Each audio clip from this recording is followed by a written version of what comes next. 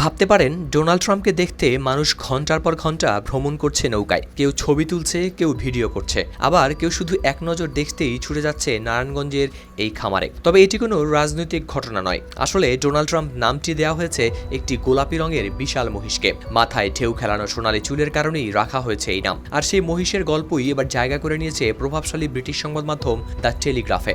21 মে প্রকাশিত খবরের শিরোনাম হল Bangladesh to sacrifice Donald Trump, the albino bull, অর্থাৎ অ্যালবিনো মহিষ ডোনাল্ড ট্রাম্প কোরবানি হতে যাচ্ছে বাংলাদেশে।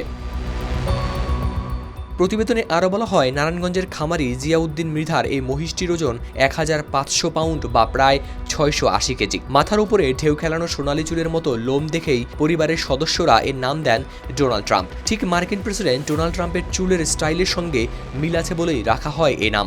এরপর থেকেই মহিষটি হয়ে ওঠে স্থানীয় তারকা।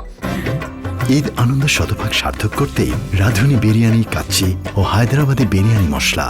তারকা এই মহিষকে দেখতে উৎসুক দর্শনার্থীদের ভিড় যে লেগেই আছে সে খবরও জানিয়েছে টেলিগ্রাফ। এমনকি শীর্ষস্থানীয় আন্তর্জাতিক সংবাদ সংস্থা এএফপিও প্রকাশ করেছে এই তথ্য।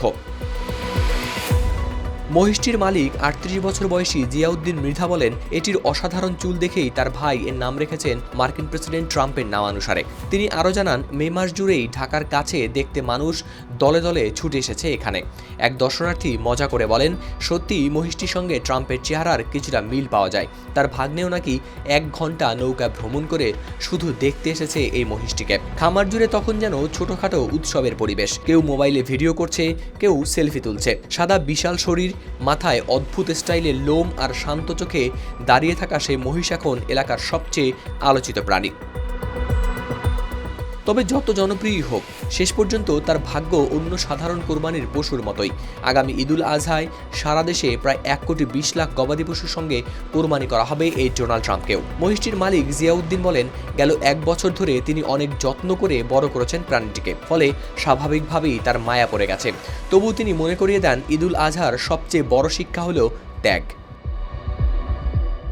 হাওলাদার শামীম, RTV।